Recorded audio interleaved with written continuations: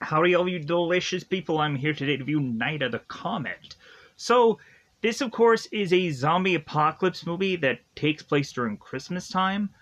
Kind of reminded me of, like, Vanishing of the 7th Street, where all of a sudden, like, one person just wake up, like, the following day, and, like, there's just a bunch of clothes and dust all over the ground. And, like, what the heck happened?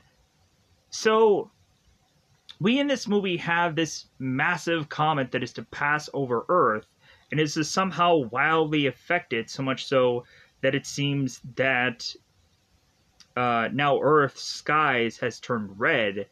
And we also go on to have anybody who was to witness the comet event from last night seemingly either turn into dust or turn into a zombie, having us draw the conclusion that maybe there may not be a lot of time before everyone gets infected, or everyone turns into a zombie, or any number of things. So, we have Regina, who, after banging her projection booth boyfriend, is to make her way back home, hoping that anyone is really left alive. Going on and having to take her and her sister off to find who they think could be the last person alive. And technically that almost comes out to be true, as we have them go on and meet someone that is to lead them to other people. A restricted area of a number of scientists that are desperately trying to get hold of this radio to hopefully like get them back to their base, to have us believe that they, or their intentions is to keep these people safe, but maybe is to use them for alternative methods. So with that said, there are some funny dream sequences in this movie. There were some interesting things that they tried to do here. It's a very slow film, and reasonably, there is a very realistic approach to, like, a end of a world scenario where it's like, well, hey, like, since, like, there seems to be no one around, how about we just go on and go to a store and, like, not buy anything? Go to a store, get everything that we want, and really, we just have this goofy montage of girls just putting on clothes, and I'm like, none of this seems to be, like, tactical clothing. Like, did they realize that this is a zombie apocalypse? But they're just gonna put on dresses and skirts, and they're gonna try to get clothes that is, like, the latest fashion, and I'm just like, what? Or, like, a fashion that'll last for a long time because the world has gone to crap. So, that rationally, I was like, okay, like, do they realize zombies? Do they care zombies? They naturally assume that there's not going to be any zombies around them. But anyways, so with that said, I thought that The Night of the Comet was an okay film. I say just okay. It's still positive. Really, it's just slow, and there is some dead time in this film. But also, it was a zombie film that takes place in Christmas. Very unique. Besides maybe, like, Black Friday or, of course, any number of just kind of, like, rare export that I think is just a non-English film, because I couldn't find it dubbed anywhere. So anyways, with that said, I think it's about that time to just double five this bad boy up. This movie is available on Tubi, Tubi. Justifiably, I'm hoping that it might be somewhere else if you can't have Tubi, because there are certain countries and there are certain places where Tubi is not available. So maybe you can go on and find Night of the Comet somewhere else. So with that said, let's go and double five this bad boy up, because I think it's about that time yet again to, of course, go into spoiler time. Spoiler time, it's about that time we can spoil this movie. So, in the very beginning of this, we have Regina going and playing this certain arcade game, and we have Mel, who is trying to sell off uh, the this kind of weird alien like headpiece, this little goofy thing that he's like $9.50. I'm like, holy crap, $9 for that? Really? That little trinky little thing? Like, I would have gone with like 3 or 4, but like $9.50? Wow. But so we have Mel that is talking to Regina and is kind of getting annoyed with her going on and playing this game. It's like, well, hey, like, how about you go through the rooms and just kind of have a flashlight and just kind of check through them. And Regina's like, I don't like to do that job because a lot of people throw candy and dots and whatever they throw them at me because they just get annoyed. And Mel is just like, oh well, like I'm paying you to do a job. So we have Mel that goes on to tell Regina, it's like, well, hey, and don't go on and don't visit Dupree, and because he's the projection booth guy. So immediately Regina goes on to go to the projection booth guy. We have the projection booth guy who's going on and trying to sell for $100. It came from outer space because it's like an original. It's in good, or it's a film that is in really good condition, and he's like, yeah, man, I'm going to try and sell this movie. So we have everybody who's going on and talking about the Comet, how this seems to be like a rare thing, and has gone amiss through space, it seems, but now has come pretty close to Earth. So we have, of course, after Larry is done talking and trying to sell this movie, which this guy is seemingly willing to pick up via either tonight or the following day, we have Larry talking to Regina, and so it seems that they're, instead of going on and watching the Comet, they're going to do it in this projection room. And so Regina goes on to call Samantha, her sister, and is to go on and tell her some story about like a bunch of classmates going on to this observatory to watch this comet. And Samantha is going to go on, after kind of watching this news bulletin, she's going to go on to Doris, who is Samantha's mother. So we have, of course, that Samantha is to, in the most cardboarding way possible, state about this whole observatory thing. And Doris is to pick up the phone and just be like, I'm sorry, but you get your butt like back here, and like so we can watch this comet. Like, so come to find out, there, like, we have Samantha who's giving Doris crap about her having some man off to the side besides her dad. And Doris and Samantha end up getting into this fight in the early part of the movie, just pa and pa, and like Samantha gets knocked back, and she's like, oh my god. So I'm like, oh wow, what a way to start out a movie. So we have Samantha that doesn't go on and watch the Comet. If anything, she probably watches it just on TV. So Doris goes out with Chuck, or Chucky, to watch this comet unfold, and as it passes, she all of a sudden is like, she like touches on her face. And so we then go on to the following day. So Regina is to have realized that she had fell asleep in this projection booth, and so she tries to make her way out to the movie theater, while like it seems like she's like stealing all of this candy and just like, and I'm like, man, like is she like stealing, or is she like actually paying for this? I'm assuming she's stealing. Because it seems that also Regina was to take popcorn away from Mel also. So hopefully, like, somebody was paying for that somewhere. So we have Larry Dupree.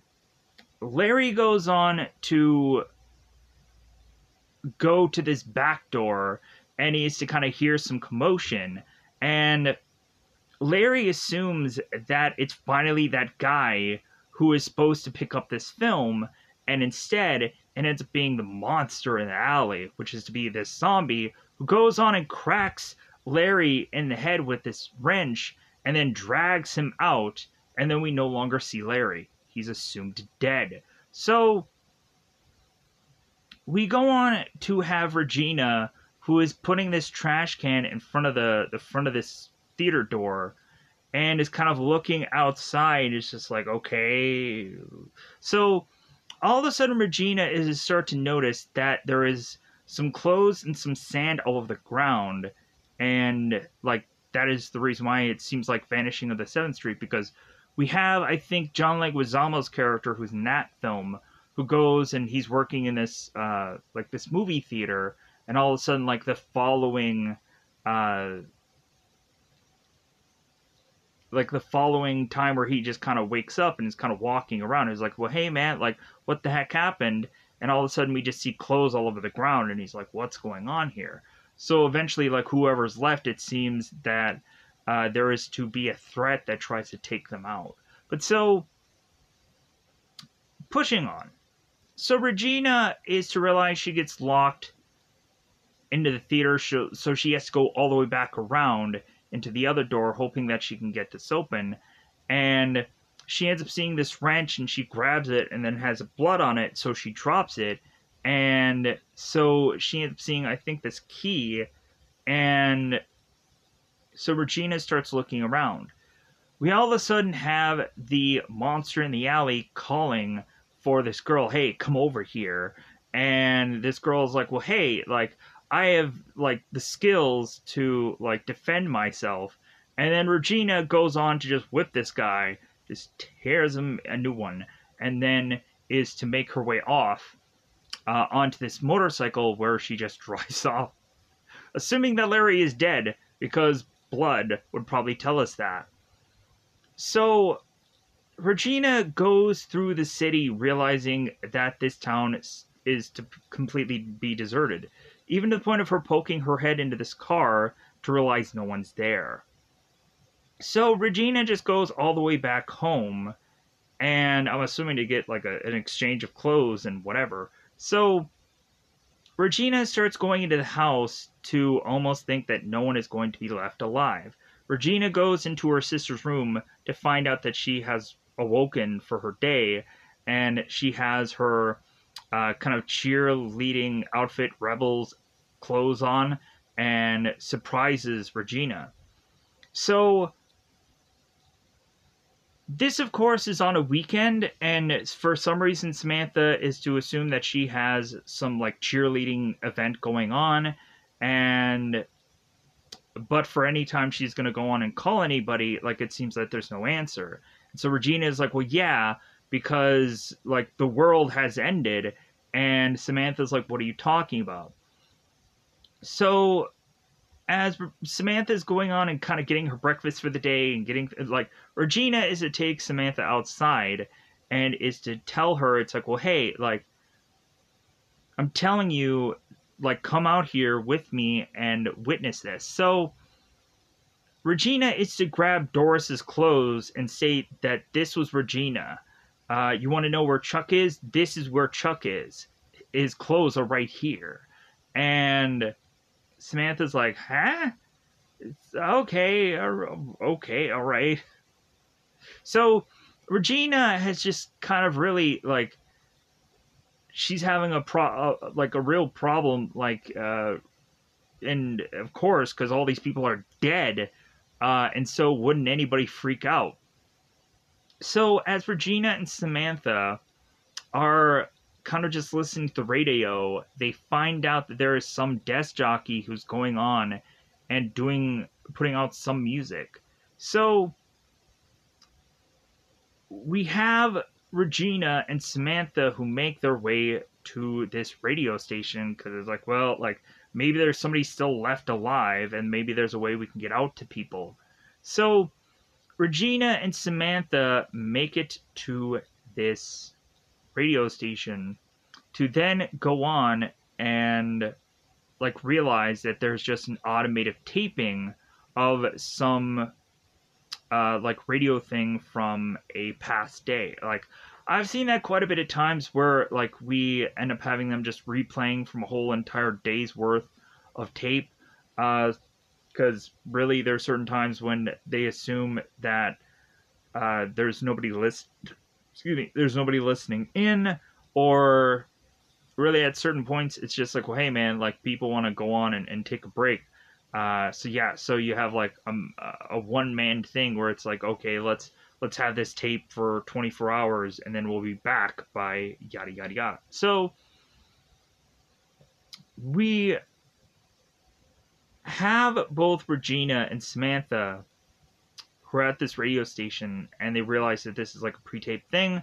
Hector ends up coming in with this gun to now look these girls up and down and just be like, okay, are these people infected or are they fine?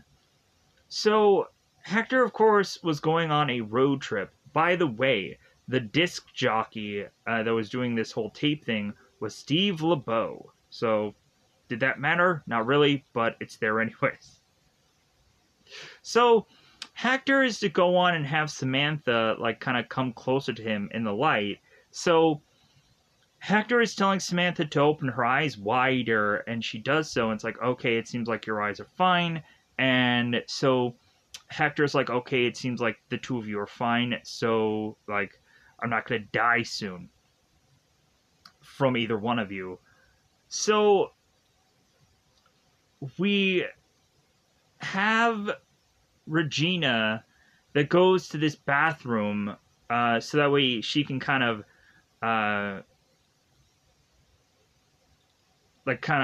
refresh herself, kind of slap herself with some water and just kind of get a hold of herself. And Hector is telling Regina once he goes in the bathroom, it's like, well, hey, it seems that your sister is taking this a lot better than you are. And Regina is like, Samantha doesn't really know anything. Like, she doesn't get it. She doesn't get it like we get it. So that's why she's just like oblivious about this. Hector's like, well, you got to get a hold of yourself because like we're the only people left alive. So we have Regina and Samantha realize that probably Hector is at some point probably going to be like the only man left on Earth. So we might as well like keep this guy alive so they can start making babies. So the funny thing also on that arcade game is Regina was to notice that there was a name called DMK, and she was like, okay, who the heck is DMK? And come to find out by the end of the movie, we find out who DMK is. But so we go on to have Samantha, who is taking a hold of this radio station because she doesn't really care. So she's kind of just like going on and doing all of these albums, and she's kind of tossing them aside. So Samantha is to go on and state, it's like, well, hey, like, for anybody who's still alive out there, call this number. And they end up getting a call. And so we have Samantha who goes on to tell Hector and Regina that someone had called this radio station. And come to find out, they, over the radio station, because they don't know how to, like, turn off the mic or whatever, we have them like talking about this restricted area while it's on the radio. So come to find out, we have this restricted area that's kind of like this Area 51. So we have Dr. Carter that is kind of bringing in all of these doctors, and they're kind of assessing that, like, well, hey, like it seems that these people are talking about us, and we can kind of get a clear consensus of what they feel and what they think and whatever. And so we have, of course, Dr. Carter, who sends out Audrey White with also some other people to, of course, go out to capture, or almost capture, take these people to safety. By the time that Audrey and Dr. Carter make their way out to this helicopter, they come to find two other kid survivors, and we end up having them kind of come to the facility. So we have Hector, who goes on to tell Regina that he needs to go to San Diego because he needs to go on and try and figure out a way to get to his family, like his mother. So we have Regina that's like, okay, all right, like, go on and just go to your family. It's the right thing to do. So Hector goes to San Diego, and it's to try to go into his mother's house. And so Hector is to, like, try to take some, like, a pillowcase, and is to kind of put his bare necessity kind of things, as like his must needed things. So we all of a sudden have Hector, who is to get this kind of knock on the door, and it's this kid who's this zombie. And so Hector ends up trying to run away from this kid zombie, and is to kind of make it back into his vehicle and just gets the heck out of there. So we also had Samantha, who was kind of falling asleep, and so we have Samantha, who goes on to then, in this dream sequence, because I don't want to, like, I feel like I'm going to ruin it by saying that, but it is what it is. Like, I thought it didn't really make sense either, and it's like, oh yeah, it's a dream sequence, okay. So Samantha is just driving around town, seemingly in this nice gown, and she, of course, is kind of doing whatever, because it's like, well, hey, like, there's nobody around, like, who cares? So so Samantha is to kind of drive however she wants to, and these cops pull her over. And so Samantha's like, well, like, do you need to see my license, officer? And so come to find out, the officer ends up being a zombie. So we all of a sudden have Regina, who is getting, like, grabbed by these two cops, and she's getting pulled and she's getting ripped. And so we come to find that Samantha is now dreaming, and so she wakes up and she goes back into this bathroom to just kind of, like, put water on her face. All of a sudden to then stand up to have this zombie cop that is getting revenge for Doris about that fight from earlier on. So this cop is going to try to go on and kill Samantha, but then again we realize that Samantha is dreaming again. So she wakes up. She's like, "Oh, hey, all right." So we have Samantha and Regina that go on to start firing shots at with this gun, and this kind of Uzi kind of gun, this kind of gun. So we have Samantha that is starting to realize that the gun that they're shooting off is starting to jam. So Samantha's like, well, yeah, like Dad would have gotten us better guns. So both Regina and Samantha are starting to talk about Hector, and Regina's asking Samantha, it's like, well, why do you care about Hector? And Samantha's like, well, because you jump on any guy that you see. So, like, I want to know, like, if you like him or not. And so Regina is to kind of say, it's like, well, he's a nice guy, and so on and so. So we have Regina and we have Samantha. They're just kind of sitting on top of this cop car, and like, what should we do next? And so, like, well, hey, how about we go to this mall? Like, do you have your credit card with you? And Samantha's like, well, no. And Regina's like, great, because like we don't need it anyways. So they both go to this mall together, and we then have a montage of them kind of trying on all these clothes, putting all this makeup on, and we're really having them not strategically getting anything. It's just like, hey, whatever, we're just here. Why don't we just play around because there's no one here? So we have Samantha asking Regina about like what kind of dress should she wear, and like, well, what should be like the one that's going to last the longest. So we all of a sudden have Willie, who is behind this security camera, and he is kind of watching on with all these scenes of these women just kind of going all over the place of the store. So, come to find out, these guys were stock boys at one point of this store, and so they ended up just kind of coming back to the store. So, we come to find that Willie is gonna like announce on the microphone that's like, "Hey, trusted shoppers, like, are you gonna go on and buy all that stuff?" Really like scaring these girls to realize like, oh my god, like we've been called out. So we have Regina and Samantha that are like, oh my god, we should probably run, like we should probably get out of here.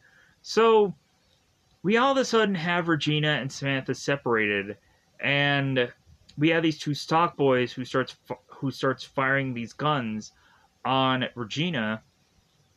And so Samantha starts lobbing these shoes at him, and that does nothing, of course. But so, while they're distracted, Regina goes into this kind of mannequin pose, and like, okay, where did she go? And then Regina gets out of the mannequin pose and starts firing on these guys, not killing them off. So, we have Regina and Samantha who try to run for it, and that just goes on to lead that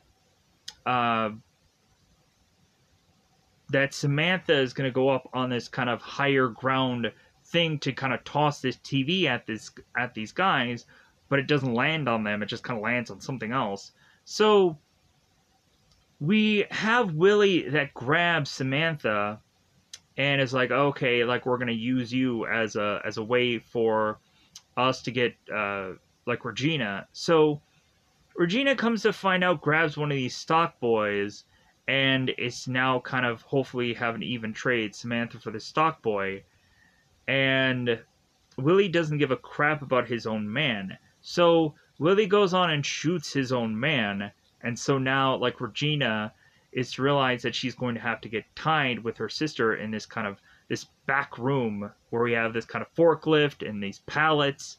And so Willie is to go on and showcase with his eyes that he is to become a zombie soon. And we have Willie that goes on and is to play this name of this game that is to be called Guess This Scary Noise. So we come to find out that again, so the scientists from this restricted area are trying to make their way to where these women and Hector were, and by the time they show up at this location, they realize they're gone.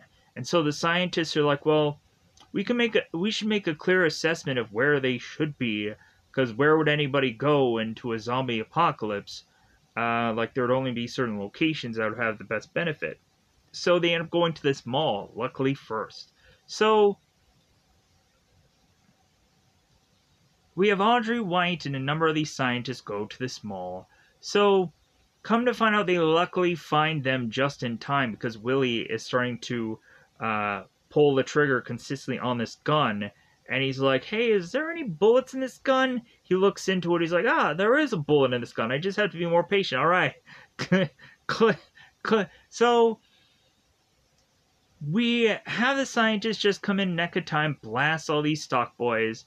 And so we then have Audrey that is kind of telling them, like, hey, all is to be safe. They end up bringing Regina into this helicopter to kind of fly off to this facility. And so Audrey is going on and telling Samantha that it seems that she is to go on and have this rash. Samantha. And Samantha's like, well, yeah, like, it's just because of stress, because I'll just kind of weld up. And Audrey's like, like, I should go on and give you a blood test. Because that's what they were stating in the beginning of the movie, that that Audrey is just going to go there to give a blood test, which really just means something else entirely. So Samantha is to be put on this bed, and so Audrey is going to go on and give her drugs and tell her, it's like, well, yeah, like, if you are infected, any of this drug that's going to go inside you is going to kind of make you fine. So we have Audrey that is going on after Samantha is to pass out. We have Audrey who is talking to this scientist, and she ends up whipping her gun at him and killing him. And as the scientist is assessing that, it's like, oh, you're going to try to kill me, aren't you? Because it's only a matter of time before these scientists start to turn, because come to find out, these scientists had gone on to make this mistake of opening this ventilation shaft while this whole thing was going on, and that's how they got the brunt of them realizing that they're slowly but surely going to turn into zombies within another, like, day or two. And we also have Audrey that is a state, it's like, well, hey, like, these people don't have, like, months before, like, this whole, like, apocalypse really, like, gets off. Like, they have possibly hours. So it's telling us that either, more than likely, that if we were to have a sequel to this movie, like, there is to be more chaos here. Like, I would like to see, like, what they would do for this movie if, like, we either had a longer kind of approach to it, but, like, I would like there to be a bigger amount of events if they did, like, a show or if they did a movie. Like, I would like for there to be more going on than what was in the film. That's where I can go on and just kind of state that this movie's okay. But yeah, so we have Hector, who is finally coming back to the radio station, and Audrey is to think, like, well, I should probably go on and meet Hector by this radio station because he'll be coming back there. So by the time that Hector comes back to this radio station, we have him in all Santa gear, and, like, he has these roses and all these things, and, like, hey, like, trying to be this, like, nice guy. And also Hector, if a lot of people probably know him from somewhere, he was on Star Trek Voyager as, like, I want to say it's like Dakota, something like that.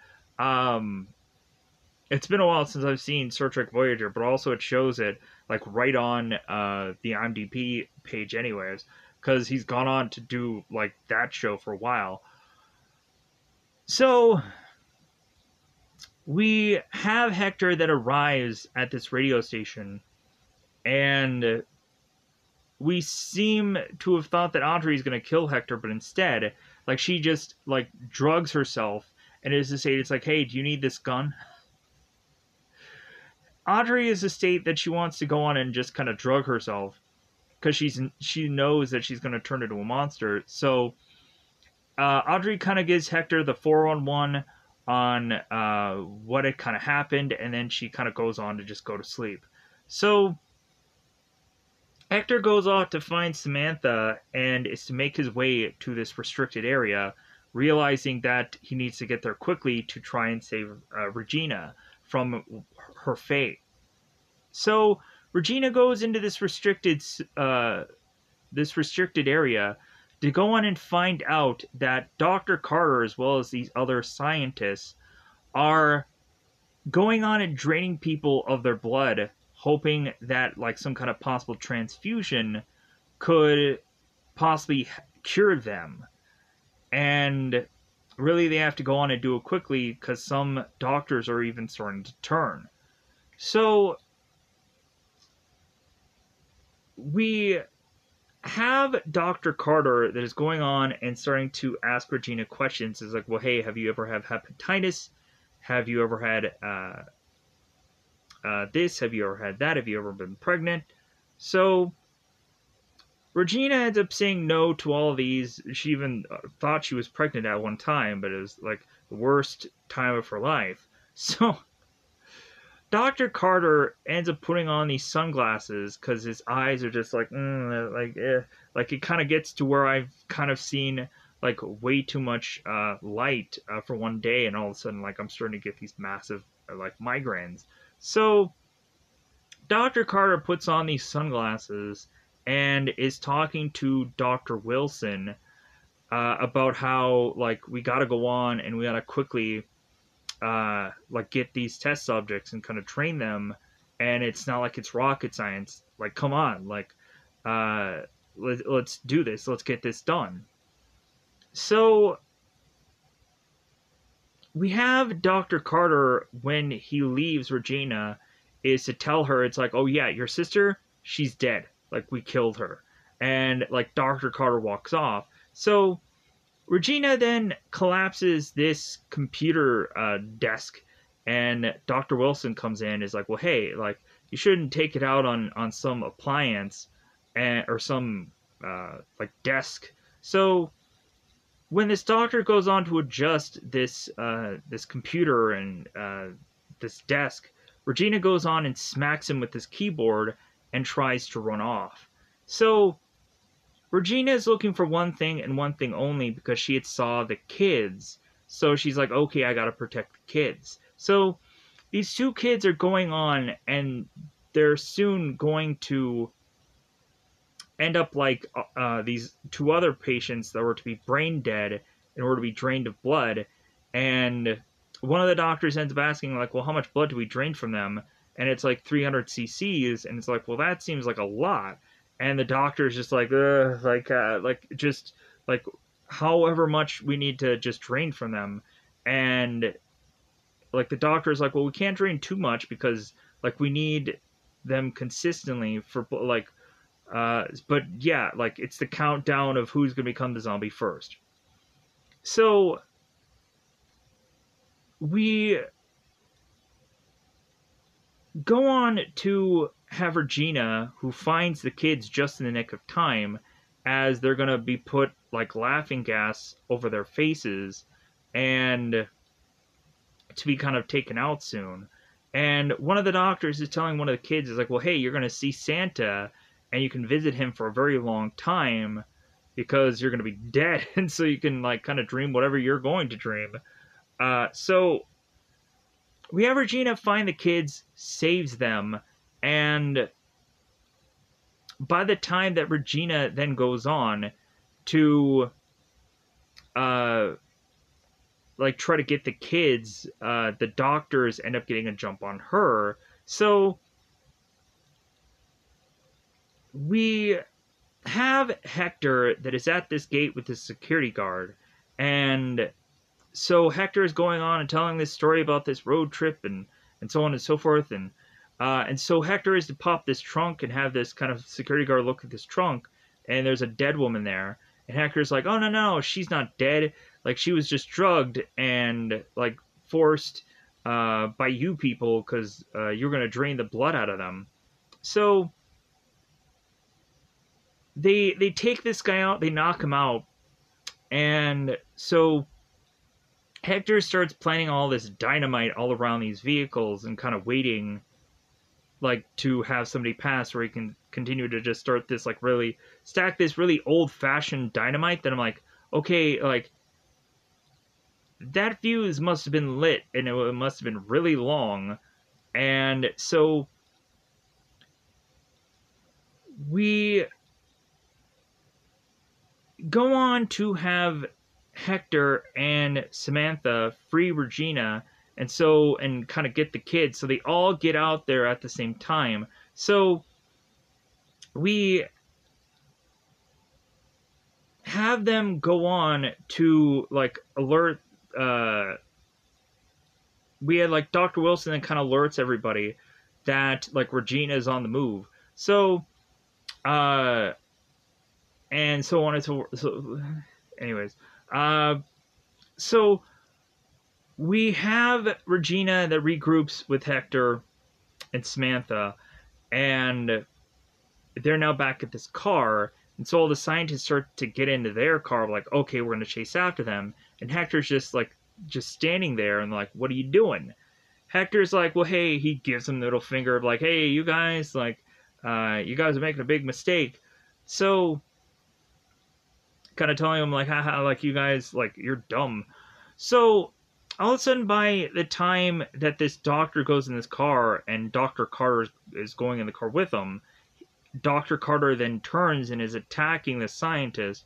So all of a sudden, all these cars explode, and that were within this restricted area. So we now have the characters who are all driving off. So we have Regina that is to take the kids and have this like Polaroid pictures of them in this certain spot with these like this nice clothes and so on and so forth, like as if they're going to the prom or something like that.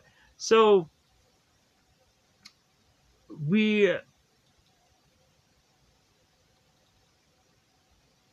also had at one point, oh yeah, like we also had one of the scientists who went on and tried to grab one of the girls, and we had Hector that goes on and shoots him and kills him while they were still in the car. And then they drive off, and then we end up getting like the Polaroid pictures and everything like that. So I'm just kind of covering my bases. So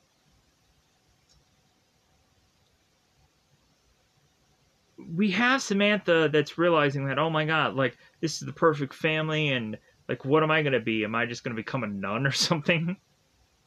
So we all of a sudden have Regina and Hector and the kids who are just kind of waiting for the street sign to kind of just walk on by. And Samantha's like, why bother? Nobody's in the street. So they're like, well, like we're just trying to abide by the laws. And so Samantha just starts running to where they are, and we all of a sudden have this car that starts kind of squealing and so we come to have this guy who is like kind of making his way back, and we all of a sudden have Danny Mason Keener that is talking to Samantha, and Samantha's like, oh, thank God, this guy is still alive. So we have the guy who's like, well, hey, like I almost would have hit you. Like you should have went on, and you should really paid attention to those those lights. So Samantha ends up getting in the car with Danny, and so by the time that they drive off, we see the license plate that says DMK on it. So we find out who DMK is. And so by the time that they drive off, we then have the like the family that is kind of going on and just kind of getting us into credits. So they're just kind of walking off and they're doing whatever they're doing, and they just roll us into credits. So with that said, that's just how the movie goes on to end. Let me know in the comments below how you felt about Night of the Comet. I know this is a slow movie. I know that it's not really all that like eventful, but it's an interesting zombie apocalypse film. Plus, also how many times that I've gone on to try to find like a film that seemingly looks good, if not doesn't have the most eventful thing in it, but like really also when thinking about it, there's so many zombie films like at a certain time that are very slow, because really once you kind of get these people in a certain house or a certain location, really it's just trying to fortify that place and just try to like keep it from the zombies getting out. And then eventually there has to be like events that happen through the movie that is to like kind of be these like oh kind of moments. But anyways, I'm gonna get out of here. Bye, everybody. Bye, everybody.